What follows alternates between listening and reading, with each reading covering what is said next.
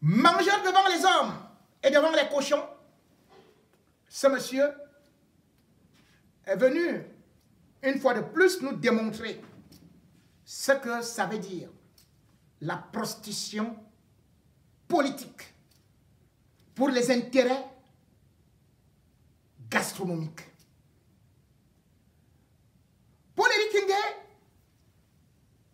qui, je vous l'avais déjà dit, lorsque la nourriture arriva en prison, parce que lui n'ayant pas de femme, lorsque les épouses des co-détenus, tels que Madame Camto et autres, venaient donner de la nourriture, c'est lui qui plongeait dans la marmite. Il léchait les assiettes. Miam, miam, miam, miam, miam. Et aujourd'hui, il est en train de dire que lorsqu'il sortait de la prison, Maurice Kamto, lui, avait une valise bourrée de millions. Et comme lui, il s'est compté dans la valise d'autrui, 30 millions 700 000. Et qu'il fallait qu'on lui donne un peu d'argent, que Maurice lui dise que donne-moi aussi un peu, prends aussi un peu et comme ça tu pars chez toi. Voilà pourquoi est-ce qu'il dit qu'il va poursuivre Maurice Kamto, le traquer partout. Voilà comment est-ce qu'un homme politique vient démontrer que tout ce qu'il fait dans la vie, c'est chercher la survie à lui seul. Non seulement son histoire ne tient pas, mais surtout la mendicité de cet homme l'a tellement rabaissé qu'il ne sait même plus jusqu'où il crée des nausées quand il parle. Monsieur Paul-Éric Ngué, à l'ouverture, à l'occasion de l'ouverture de sa soi-disant télévision School TV Africa, a donc cru nous faire des révélations, puisque chaque jour il dit « Je vais parler, je vais parler, je vais parler, parle alors !» Voilà donc ce que le gars vient nous rappeler. Il vient nous dire que Paul Biya, le président de la République, lui a donné cadeau 20 millions de francs CFA pour l'ouverture de sa chaîne de télé. Et il apprécie Paul Biya en disant « Je le combats » et il m'a tout simplement fallu écrire une lettre qui n'a duré que 10 jours et il m'a répondu. Beaucoup ont applaudi, sauf que ils ne se sont pas posés de vraies questions. Je lance un défi à Paul-Éric Ngué et à tous ceux qui connaissent l'administration camerounaise. Peut-on écrire à Paul Biya et il répond après 10 jours? Ceux qui sont au courrier présidentiel savent que pour qu'un courrier arrive entre les mains de Biya, il faut minimum 2 mois. Deuxième des choses, il faudrait que Paul-Éric Ngué nous montre où est-ce qu'il a pris, comment est-ce qu'il a pris cet argent, où est le courrier de Paul Biya. Moi, j'ai enquêté en tant que journaliste. Ce courrier de 10 jours, ou même de 2 semaines ou d'1 mois, n'est pas enregistré à la présidence de la République. À qui donc Paul-Éric Ngué a remis son courrier? Et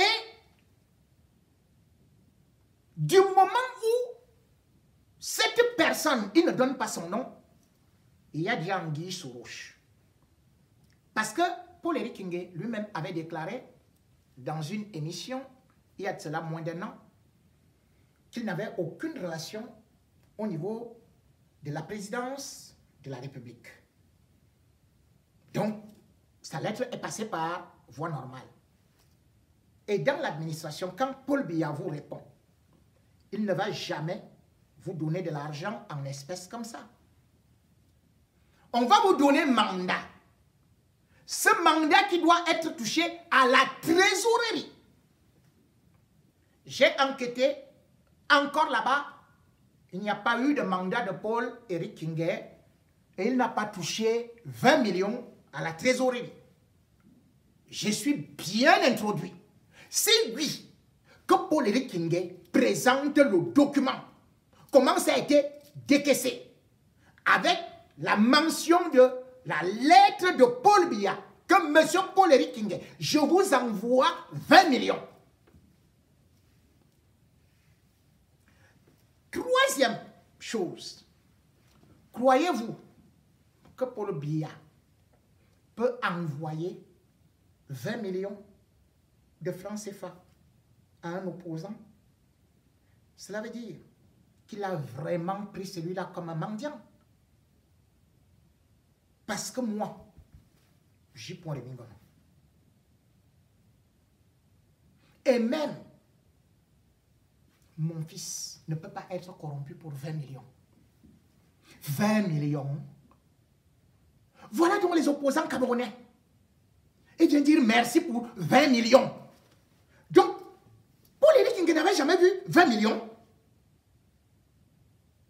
C'est comme exactement l'autre.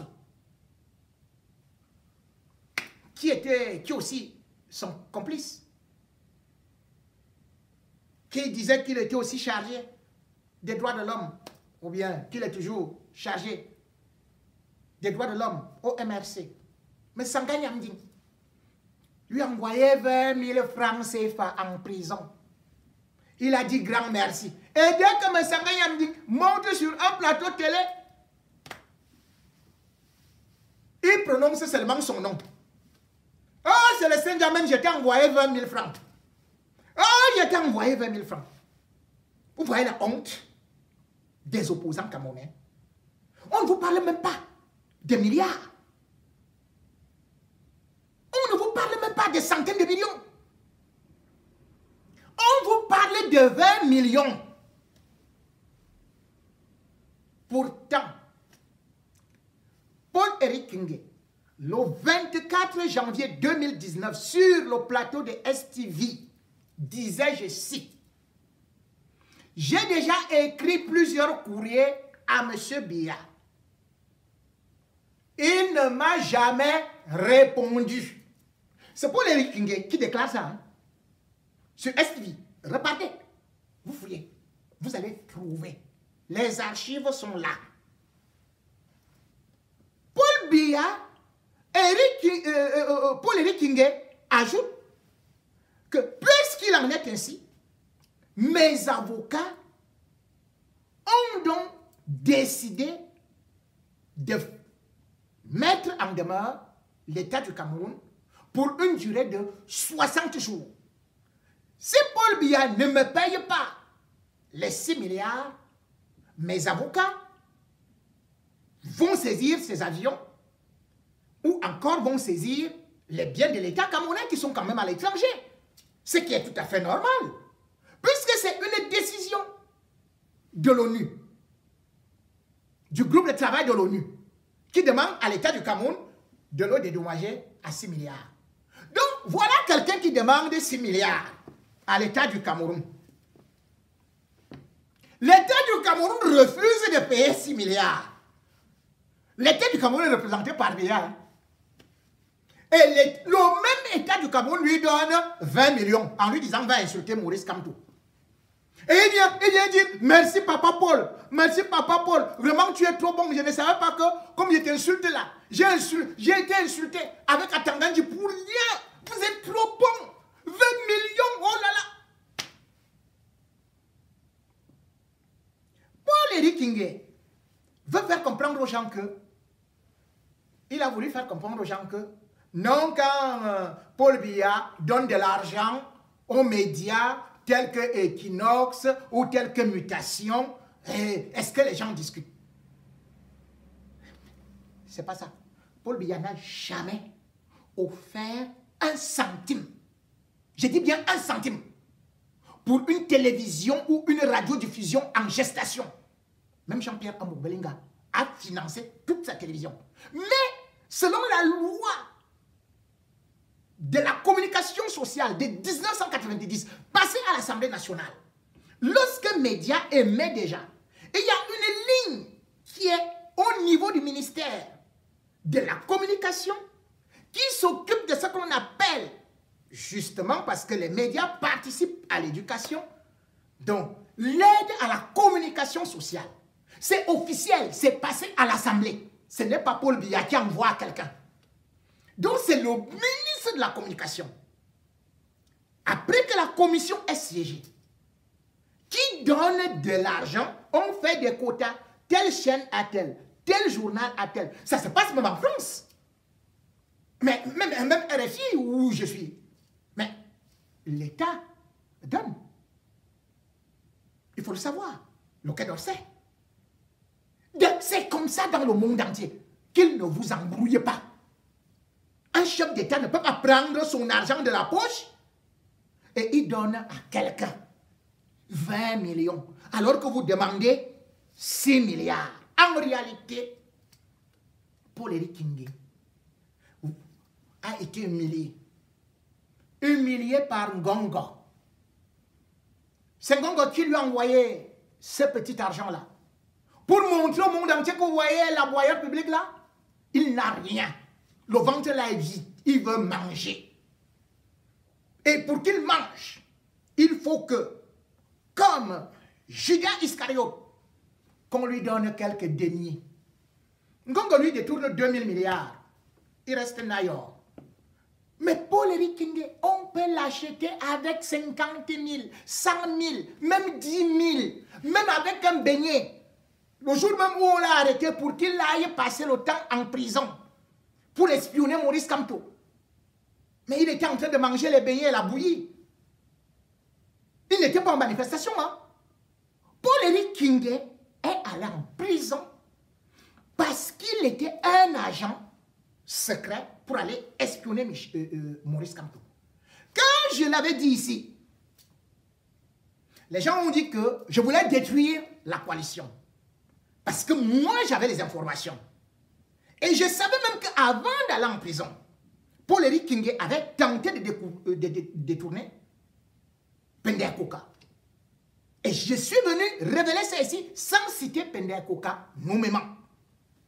Je vous avais dit que Paul-Éric Kingé est allé à la délégation générale à la Sûreté nationale rencontrer le délégué général. Mais avant de le faire, alors qu'il avait déjà obtenu son rendez-vous, il va voir Pender Koka et lui dit, est-ce que tu peux aller m'accompagner chez le délégué général à la Sûreté nationale? J'ai des mots durs à lui dire. C'est comme ça que Pender Koka, lui aussi se lève, il s'en va l'accompagner. Mais quand ils arrivent au bureau, justement, de Mbargangele, c'est là où Paul-Éric Kingé dit, je suis venu pour que l'État du Cameroun me paye 6 milliards. Comme ça. Et Mbargangele, je dis bien devant Pender Koka, je n'avais jamais cité son nom, mais je cite maintenant son nom. Parce que Paul-Éric Kingé lui-même a cité son nom en disant que Pender Koka était en train de vouloir démissionner du MRC parce qu'il avait demandé les comptes à Maurice Kamto par rapport à Cameroun Survival. Je vous avais dit qu'il était accompagné d'un cadre du MRC. Mais comme d'habitude, les gens me disent toujours « Ah, infiltré !» En ce temps, où sont donc ceux qui vous disaient que j'étais infiltré? Eux tous, ils ont déjà fui. Hein. Moi, je suis là depuis 27 ans de combat. Vous n'allez jamais voir mon nom dans des fiches où que je suis allé demander de l'argent à une personnalité. Et pourtant, Dieu seul sait combien ils sont capables de me verser des milliards pour que je me taise. Vous croyez que quelqu'un qui est infiltré ou quelqu'un qui est double jeu, il peut venir dénoncer comme je dénonce là. Mais ils vont m'étaler. Ils vont montrer que voici Rémi Ngoné ici. Le jour même où on me remet, ils vont mettre les caméras cachées et tout et tout. Si vous voyez qu'ils ne parlent pas de moi, c'est parce que je ne suis pas là comme ces faux patriotes qui disputent les 8 000 €. Les 1 000 €, qui sont capables de défendre, de vendre leurs pères, leurs enfants, leurs mamans, de mettre la vie de toute leur famille en danger. Juste parce qu'ils doivent avoir un peu de miettes pour manger eux seuls. Je ne suis pas là. Paul-Éric Kingué, voilà ce que Bargangele va lui dire. Je dis bien devant Pende Kouka que si tu veux être payé, tu reconnais d'abord la victoire de Maurice Kamto. Dès lors, les services de renseignement entrent donc en contact avec Paul-Éric Kingué. Et quand Maurice Kamto va en prison, bien évidemment, Paul-Éric Kingué, qui déjà avait été jeté en prison, je vais y revenir, en 2008, avec l'apéro de Mbanga, pour une autre mission satanique là-bas, va profiter pour aller espionner Maurice Kamto. Paul-Éric Kingué était en prison pour espionner Maurice Kamto. Je suis venu vous le raconter ici. Tout comme je vous avais dit au mois d'avril, c'est au mois d'avril que moi j'ai donné l'information. Hein. C'est au même mois d'avril que je vous avais dit que Paul Biya lui-même, contrairement à ceux qui vous disent qu'il est mort, je vous ai dit que Paul Biya avait reçu 2 médecins, un Allemand et un Italien, envoyés par les services secrets français.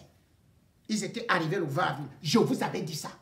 C'est aujourd'hui qu'un journal français vient révéler l'information et les mêmes gens qui me combattaient disent, ils sont là, ah oui vraiment, Paul Biya, c'est un journal français qui a dit ça. Comme moi je suis noir, vous ne m'avez pas cru.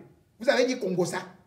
Maintenant comme c'est un journal français qui vient révéler une information que j'ai donnée en avril, il vient de révéler ça, sans même vous donner tous les détails que moi je vous avais donné jusqu'au nom.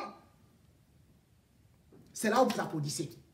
C'est maintenant que vous venez de connaître que Paul-Éric Kingué était un espion alors que je vous avais dit ça en avril. Mais qu'est-ce que vous m'avez dit? Voilà donc comment est-ce que Paul-Éric Kingué va dans cette mission de destruction. Et on lui a dit, l'ennemi numéro 1 étant Maurice Kamto, il faut l'abattre par tous les moyens. Il travaille pour Ngongo. Et voilà ce qui s'est passé en prison. Rappelez-vous, je vous avais aussi révélé que Paul-Éric Kingué recevait en prison le président national du syndicat des prestataires de marché public. Ce monsieur s'appelle Pierre Dinogui. Je reprends.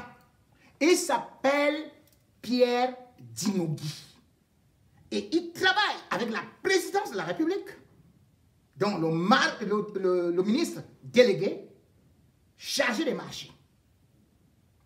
Il est venu plusieurs fois à la prison centrale de Yaoundé rencontrer Paul-Éric Kingué. Et c'est lui qui venait avec de l'argent. Puisque les rapports que Paul-Éric Kingué faisait, il donnait à ce monsieur. Ce monsieur partait les remettre à Grégoire Ouona. Il est aussi passé pour demander de l'argent à lui Paul Moutazé. C'est Paul-Éric Kingué qui avait donc de l'argent en prison. Qui ne vous disent pas que Ngana avait envoyé 14 millions. Mais il a envoyé comment? Mais qui sortent donc les documents? Est-ce qu'on envoie l'argent comme ça? Mais moi je vous dis, celui-là c'est, je répète, le président national du syndicat des prestataires de marché public venait rendre visite à Paul-Éric Kingué et j'étais au courant de chaque visite. Et il apportait l'enveloppe d'argent qui lui était donnée par Grégoire, envoyée par Grégoire Owona. De tous ceux qui étaient en prison, le portable de Maurice Kamto avait été arraché. Le portable de Alvin Zongang avait été arraché. Le portable de Pende, tous les portables avaient été arrachés. Un seul portable n'avait jamais été arraché. C'est celui de Paul-Éric Kingay. Il ressort donc de la prison. Rappelez-vous que je vous avais dit que Paul-Éric Kingay avait pris de l'argent ici. Est-ce que vous pouvez imaginer que Paul-Éric Kingay soit content de 20 millions alors qu'on lui doit 6 milliards? Quand vous avez donné cette information-là, c'est parce que mes sources au ministère des Finances m'avaient dit, le voilà, il vient de marger ici. Mais au niveau du ministère des Finances, au lieu que ça se paye là-bas, on a envoyé plutôt qu'il touche cet argent à Paris. Et cet argent avait été débloqué. Ici, dans les sacs. Il est parti à la télé pour dire que, oh, vous savez, je ne suis plus parti et tout et tout. Pourtant, c'est le même qui dit que j'ai des avocats à Paris qui me représentent là-bas. Mais il sait que Ketchanke avait débloqué de l'argent. Je vous avais dit que c'était 200 millions plus 300 millions. C'est-à-dire que l'équivalent en francs CFA. Posez-vous des questions. Paul-Éric Kingay vit où? Paul-Éric Kingay vit à Yaoundé. Vous savez qui lui a donné la maison? Il n'a jamais acheté la maison. C'est l'État camerounais qui a acheté cette maison. Il est maire de Djombe Penja. Mais la télévision qu'il est en train de créer est où? C'est à Yaoundé. Première des choses, pour obtenir l'ouverture d'une chaîne de télévision, il faut être en odeur de sainteté en ce moment. Avec le régime Biya, vous ne pouvez pas ouvrir actuellement une chaîne de télé pour venir critiquer ce régime-là. Si Equinox avait réussi au début, et d'ailleurs Equinox avait commencé tout doucement, avant de prendre un virage pour se braquer contre le régime. Parce que Tchunke, assez intelligent, savait que s'il commençait dur, il ne pouvait pas. Donc si on vous ouvre, on vous laisse ouvrir une chaîne de télé, il faut savoir que ça passe d'abord par le ministère de la Communication, ça va par le Premier ministère et ça va jusqu'à la présidence de la République. Ce n'est pas quelque chose qui se passe comme ça. Et on ne peut pas faire qu'un opposant ouvre une chaîne de télévision qui est installée encore où? À Yaoundé. Mais il est maire de Penja. Quand il parle à la radio, à Beka, il justifie sa haine envers Maurice Kamto comment? Il dit non, le véritable problème c'est que Maurice Kamto est venu me rivaliser avec la candidature au niveau de Djombe Penja. Mais ce qui est faux, il dit c'est mon âme. C'est mon âme, là-bas c'est mon âme. Soit dit en passant, quand il parle de ça, Paul-Éric Kingay n'a jamais construit en Djombe Penja. Paul-Éric Kingay n'a jamais habité là-bas. Paul-Éric Kingay n'est pas de là-bas. Paul-Éric Kingay, son père est Bamungum. Son père est Bamileke. Et là où il a grandi, c'était à Bafoussam. Repartez dans les annales du lycée de Bafoussam. Vous allez voir que Paul-Éric Kingay était là-bas au lycée de Bafoussam. Il n'y a pas d'internat. Qu'est-ce qu'il faisait là-bas? Parce qu'il poursuivait son père. Il était chez son père. Et il s'appelle Kenye. Il ne s'appelle pas Kingay. C'est ce que je n'ai fait que vous dire qu'il s'appelle Kenye. Il ne s'appelle pas Kingay. Voilà donc quelqu'un qui est incapable d'assumer ses origines. Bamileke. Il vient et dit, je suis un quart Bamileke. Hey! Donc le gars là a pris le sang comme ça, là il est parti peser sur la balance. Il a vu que son père avait mis un quart. Sa mère avait mis 75%. Et dans tout ça, il ne parle que Douala. Hein. Il ne parle que Douala. Paul-Éric Kingé devient maire, comment? Du RDPC. Parce qu'il a rendu des services d'espionnage à Fauchibé. Quand il va à l'université de Yaoundé, qu'est-ce qu'il va faire? Lorsque les étudiants sont en grève, lui, il va plutôt se transformer en casseur de grève avec des syndics. Pour Fauchibé. Fauchibé d'ailleurs qui va créer un orchestre pour attirer les gens à l'université. C'est ce qu'on va appeler l'OYUM. Yaoundé University Music. Yaoundé University Music. Donc, Paul-Éric Kingé était chanteur là-bas. Et c'est à partir de là-bas qu'il pouvait voir tous les mouvements, casser tout et tout. Demandez-lui comment il a fait pour aller en Afrique du Sud. C'est le gouvernement, c'est Fauchibé. Paul-Éric Kingé a vendu tout le monde. Donc maintenant, on se dit, pour le récompenser, il devient donc maire RDPC, dans une ville qu'il n'habitait pas, en Domé-Pendja, en 2007. Mais quand il devient maire là-bas, nous devons dire une chose. C'est un maire par nomination. Et pourquoi? Parce que là-bas, il calculait la bananeraie. Parce que c'est un domaine agricole où il y avait les multinationales. Où il a vu qu'il pouvait rapidement s'enrichir. Et qu'est-ce qui va faire qu'il aille en prison? Contrairement à ce qu'on vous dit, son mal, c'est d'abord la tentative d'escroquerie. Parce qu'avec les Français, il a demandé 50 millions. Enfin, on lui a donné 50 millions. Il dit non. Il prend 50 millions, il met dans ses poches. Donc le choco derrière, comme on dit, le choco. Par la suite, Paul-Éric Kingé dit non, non, non. Il me faut 200 millions. Parce que je me suis renseigné, vous versiez souvent à Marafa 200 millions. Donc il est allé là-bas pour les bananeraies. Et même quand il était en prison, et quand il ressort de la prison, avec Maurice Kamto, on lui dit, puisque tu as le projet des carrières de Pouzoulane, où tu veux avoir de l'argent, livre-nous Maurice Kamto. C'est pour ça que vous voyez toute cette haine qu'il a envers Maurice Kamto. Donc lorsque il constate qu'on ne lui donne pas de l'argent, il entre donc en rébellion. Et vous savez que le gouvernement camerounais, c'est comme s'il va dire que les Atangmebar n'étaient pas du gouvernement, c'est comme s'il va dire que les Tutsi-Sédois n'étaient pas du gouvernement, ou bien qu'ils sont devenus de grands opposants. Non! C'est que lorsque tu veux dire trahir le réseau de la mafia, il se tourne donc.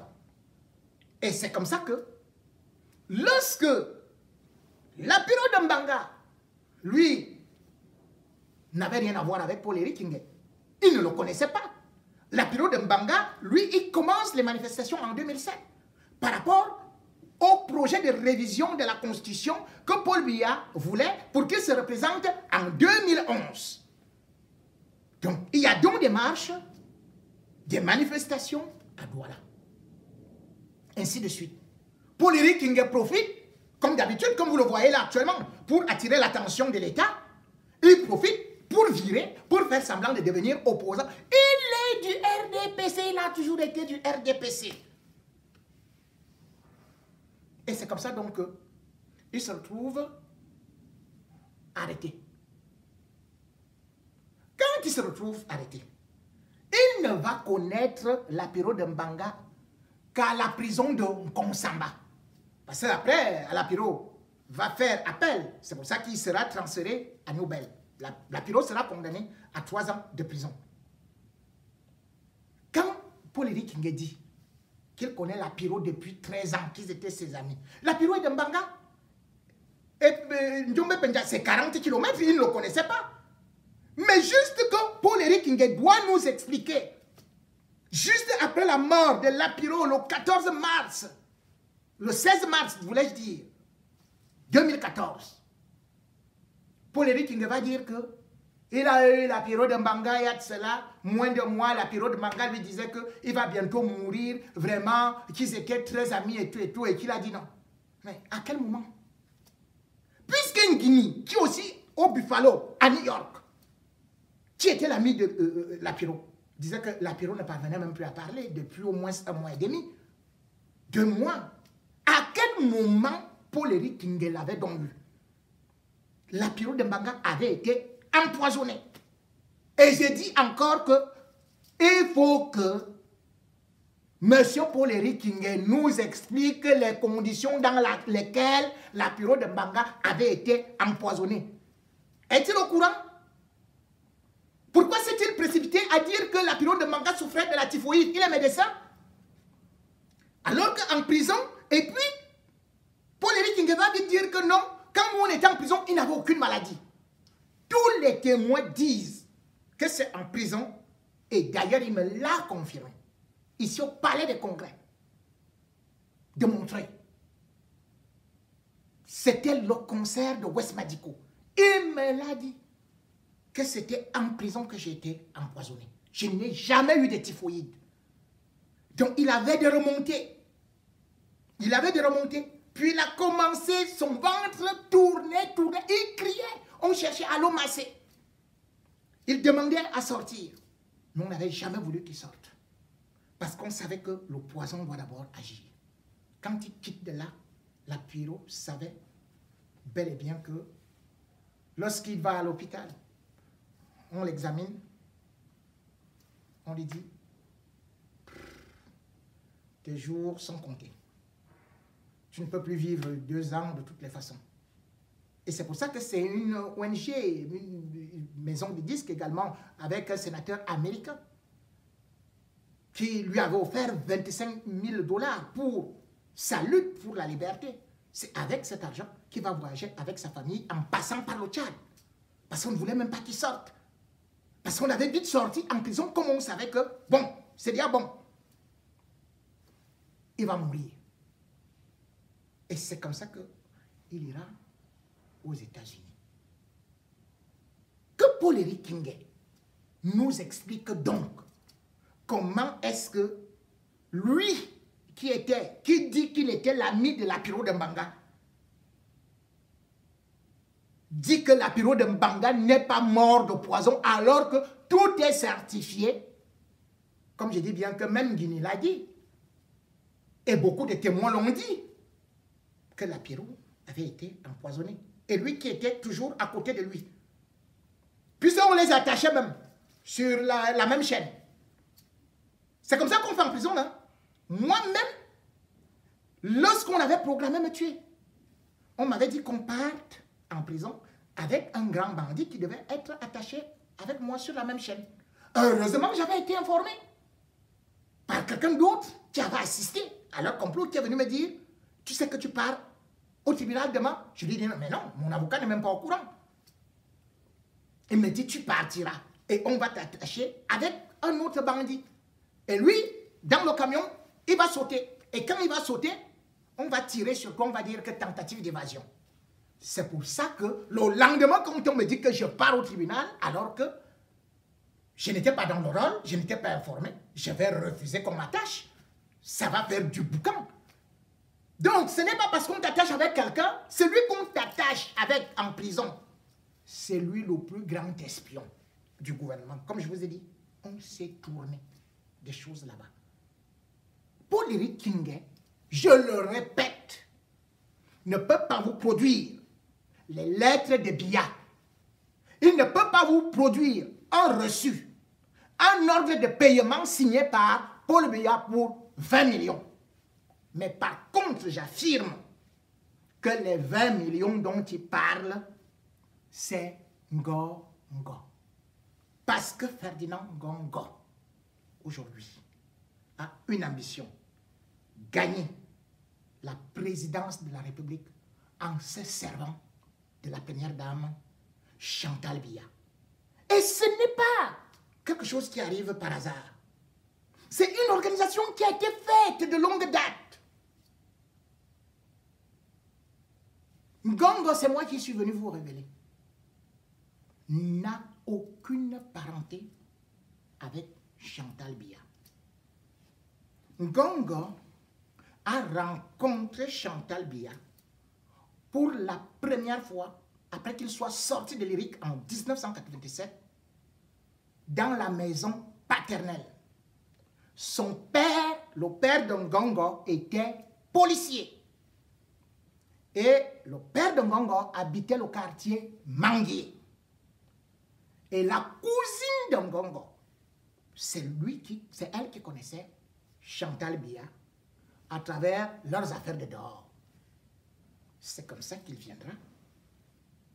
viendra présenter Chantal à Ngongo. Imaginez la suite, entre parenthèses. Vous pouvez aller demander ça au frère de Ngongo. Il s'appelle Vianney Ndengo. Il est même un supporter de Maurice Kamto. Parce que c'est le seul dans la famille qui avait des moyens, parce que lui, il faisait un peu les affaires, il faisait les taxis et tout et tout. Donc, Ngongo ne peut pas discuter sur ça. Voilà comment est-ce que Ngongo commence avec Chantal. Quand Chantal tombe donc dans les mains de Biya, je vous avais donné dans quelles conditions au palais de Mbomaka, lors de l'anniversaire, elle a 23 ans. Et, bien sûr, le mariage va avoir lieu, je crois, le 23 avril 1994. Elle a déjà 24 ans. Ce n'est pas un mariage grandiose. Il y avait quelque chose de très, très réduit, très intime, dans la mesure où il venait de perdre la première dame, qu'il faut quand même le dire, elle est morte, a été assassinée en 1992 par ses propres soins. Et là, je vais encore y revenir, j'en avais déjà parlé, mais je vous donnerai encore beaucoup d'autres détails parce qu'il y a encore des témoins vivants qui sont concernés par cette affaire et qui font semblant d'être des saints. Donc, lorsqu'il veut donc épouser Chantal, nous sommes déjà là, Chantal a 24 ans, lui il a 61 ans. Chantal va demander que ses intimes doivent arriver. C'est comme ça que pour la première fois, Ferdinand Ngongo, qui est de Minta, se retrouve donc au palais présidentiel, au palais présidentiel, au mariage de Chantal Biya, comme étant parmi les amis intimes. Et ça ne s'arrête pas là. Chantal Biya introduit donc Ngongo comme un garçon de course auprès de Biya. Pourquoi? Parce que, comme il n'a pas un véritable rôle, il traîne au cabinet civil. On va donc faire que ce soit lui qui s'occupe des voyages de Biya. Donc, avant que Biya ne voyage, c'est lui qui est dit à l'aéroport, il règle ceci, il règle cela, il fait ceci. Bref, c'était le garçon de course. Entre-temps, je vous ai dit que l'affaire là, c'est déjà passé from. Ce n'est pas que c'est au palais, c'est une vieille connaissance. En 97, Biya voudrait, enfin, il est avec son ami, c'est-à-dire que Bellinga Boutou, qui est le directeur du cabinet civil. Et le directeur du cabinet civil, Biya l'a connu au séminaire d'Akonon, puis au séminaire d'Otélé. Donc c'est lui qui vraiment était son homme de main. Ils ont fait des choses terribles ensemble jusqu'à ce que Biya soit d'ailleurs même renvoyé. Mais Chantal va s'opposer de telle sorte que un beau jour même, elle va prendre sa chaussure pour taper sur la tête de Bellinga Boutou. Dans la panique, Biya se rend compte que la cohabitation est impossible. Il enlève donc Bellinga Boutou, qu'il envoie à l'ONU. Maintenant, Chantal veut que ce soit Ngongo qui prenne le poste de directeur du cabinet civil. Et là, Biya déjoue. Biya va plutôt choisir quelqu'un qui était déjà préfet, c'est-à-dire que Mebengo, parce que le père de Mebengo était instituteur. Tout comme les Mebengo ont grandi avec les Mbondayolo ou encore avec des gens comme, voilà, Moutazé. Donc, on peut les appeler les fils de Biya. Il nomme donc Mebengo à la présidence de la République. Mais là-bas, ce sera la catastrophe. Parce que Chantal va appeler Mebengo Mebingo. Mebi, en langue béti, veut dire les caca. C'est la guerre qui s'installe. Mais entre-temps, comme Beling et Boutou, très malin savait que s'il laisse justement Ngongo là-bas au cabinet civil, il finira par monter. Lorsque Biya lui a demandé, tu veux que qui t'accompagne aux Nations Unies? Le premier nom que Beling avait placé sur la liste, c'était Ferdinand Ngongo. C'est comme ça que Ferdinand Ngongo se retrouve donc aux États-Unis avec Beling et Boutou. Et pendant ce temps, Chantal fait déjà de la terreur. Chez Mebengo, d'ailleurs, on sera obligé, Biya sera obligé de le liquider pour l'envoyer à la délégation générale à la Sûreté nationale avant de faire de lui, d'ailleurs, le ministre de la Défense. Donc, Mebengo était l'ennemi et reste l'ennemi juré de Ngongo. Et d'ailleurs, c'est pour cela que vous allez voir que le premier acte posé par Ngongo, lorsque il devient ministre d'État et obtient la délégation des signatures en février, le 5 février 2019, en mars 2019, Mebengo est déjà en prison. Parce que Chantal l'appelait Mebingo. Maintenant, aux Nations Unies, lorsque Maman Rosette va là-bas, c'est là où, bien sûr, Chantal va revoir Ngongo. Et entre-temps, Ngongo, aux États-Unis, lui aussi, il s'est tapé une autre femme d'un monsieur, enfin d'une fille, de quelqu'un qui est actuellement dans le gouvernement, la fille de Aïbe ici. D'ailleurs, il va lui faire 2 enfants. Elle est actuellement aux Pays-Bas. Moi, je parle avec des preuves. Elle est aux Pays-Bas. C'est pour cela que Chantal va se servir d'Aïbe ici, qui est ministre des Relations extérieures entre 2007 et 2011 pour faire revenir Ngongo. Ngongo arrive donc au ministère des Relations extérieures et puis on le nomme secrétaire général. En 2011, on le nomme secrétaire général à la présidence de la République. Voilà donc comment Ngongo s'est bel et bien installé au palais et tient le Cameroun en main.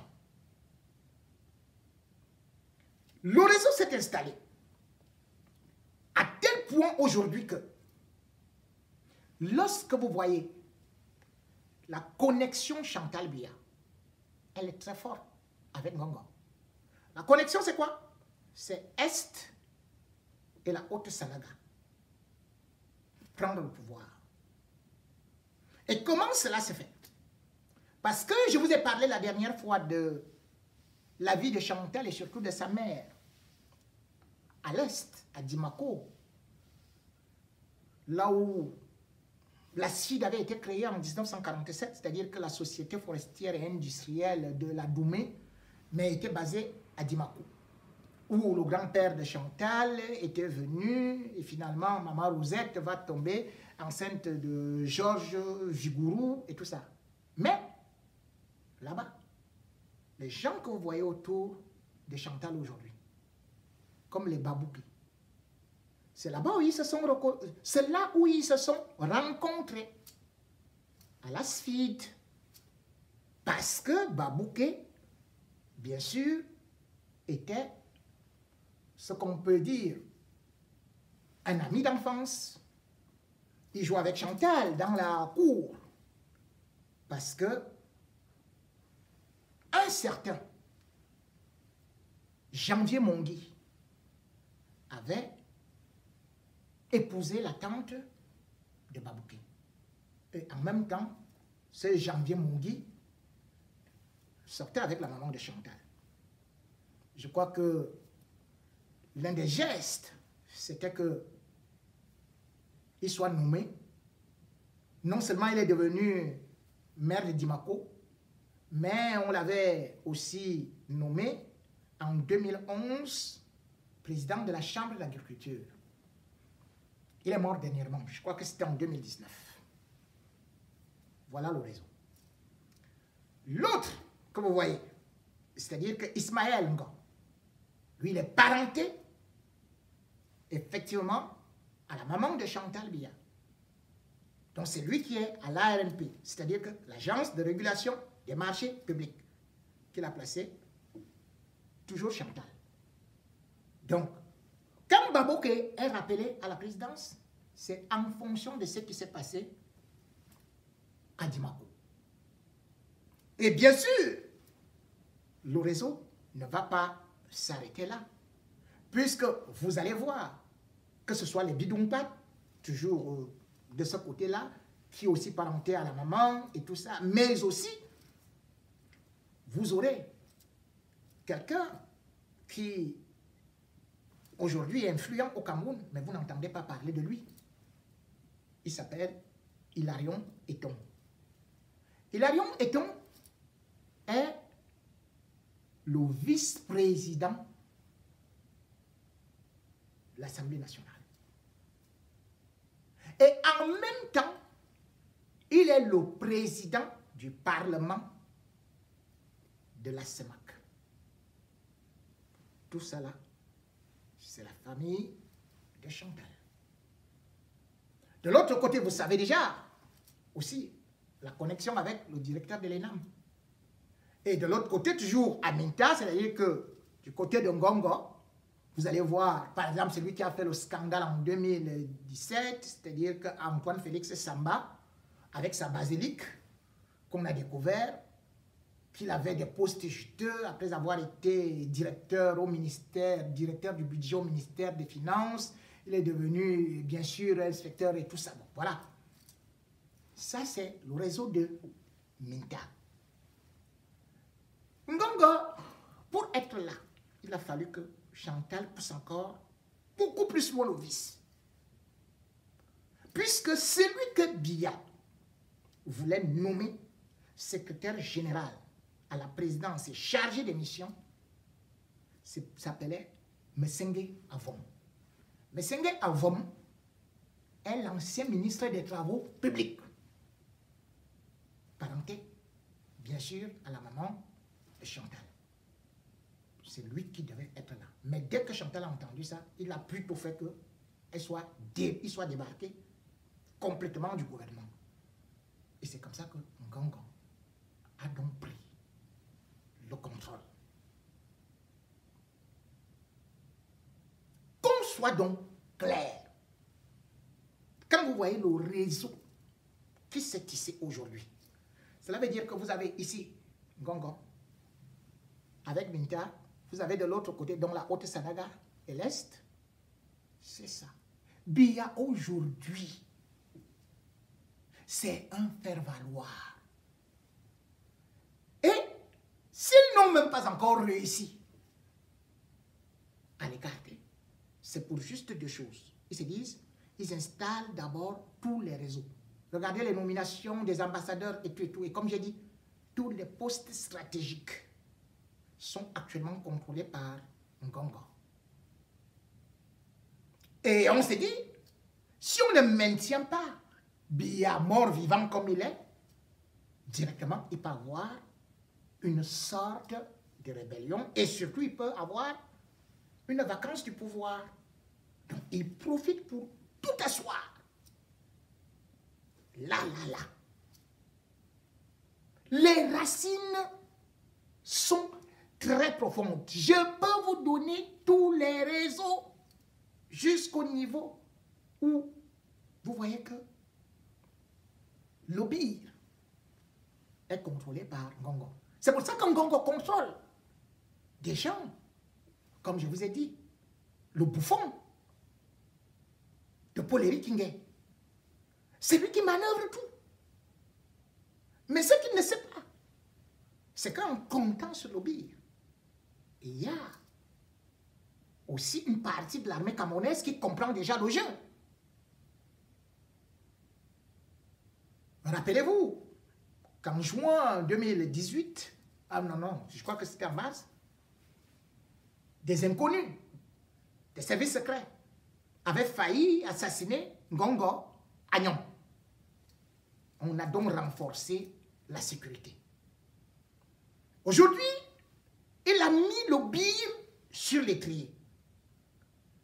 Parce que l'Obir, c'est quoi? L'Obir, c'est ce qu'on peut dire une armée qui n'est pas de l'armée régulière.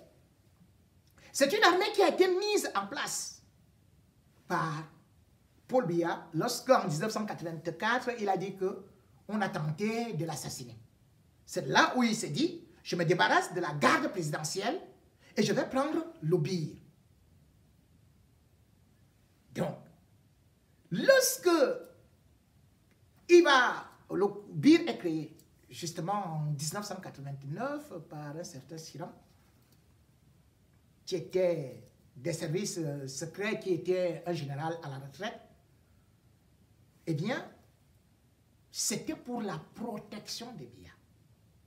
Mais aujourd'hui, regardez l'Obir. L'Obir, et d'ailleurs la dernière fois que la femme de Ngongo sortait, c'était aller en Israël. L'Obir aujourd'hui, c'est quoi? C'est une armée dans l'armée dont je vais vous parler et quel est son rôle. Mais en ce temps, le Conseil des Camerounais de la diaspora a décidé d'aller frapper là où ça fait mal, en allant justement manifester le 2 décembre dernier devant le CRIF. Le CRIF, c'est le Conseil représentatif des institutions juives, pour justement dénoncer les exactions commises par l'Obir au Cameroun. Sachez quand même que l'Obir a été impliqué dans beaucoup d'assassinats, dans ce qu'on peut appeler les exécutions sommaires de ces femmes et enfants. Comme vous avez vu, c'est l'Obir qui forme tous ces gens-là. Et l'Obir, bien évidemment, c'est ça qui a fait que les Américains décident d'ailleurs d'arrêter leur aide militaire à l'État du Cameroun. L'Obir a été impliqué, et d'ailleurs il y a des rapports de l'ONU qui disent que cette armée est très dangereuse pour l'intégrité, la sécurité, le respect des droits de l'homme dans des pays. C'est pour ça, comme je vous le disais donc, le Conseil des Camerounais de la diaspora est parti manifester et faire un mémorandum pour attirer l'attention de Shimon Peres, le Premier ministre d'Israël, par rapport aux agissements d'Israël au Cameroun. Pas Israël, mais du Bir. Mais puisque ce sont les anciens officiers israéliens, il fallait donc aller frapper là-bas. Parce qu'il y avait déjà eu des enquêtes qui ont été faites et qu'on sait aujourd'hui que Ngongo veut utiliser le Bir pour faire la guerre civile au Cameroun et prendre le pouvoir. Il va prendre le pouvoir avec quelle première dame? Imaginez. Paul Biya, au revoir. Pour l'instant, c'est toi-même qui n'auras pas bien regardé. Hein? La mort ne vient jamais de loin. Bon, je vous parlerai du Bir et de tous les autres à côté, bien après. Mais pour l'instant, pour ceux qui étaient quand même aussi devant le CRIF, je les salue, donc particulièrement le colonel So, le général Wanto, qui était là-bas, sans pour autant oublier le camarade Wandie, Bouba le marcheur et Kunta Kinte, sans oublier d'autres combattants qui continuent encore à bousculer pour que les choses puissent changer, que la communauté internationale sache exactement ce qui se passe au Cameroun. Je salue la reine des fourmis Magnan, toujours au four au moulin, la général Marcel, sans pour autant oublier notre doyenne, Marie Dessouk, l'écrivaine. Je salue la villageoise du Quat. Je salue, bien sûr, bon, Karinouna, ma fille adorée. Ah oui, oui, ça. Je salue Marine Arakan. Je salue Karine Richaud.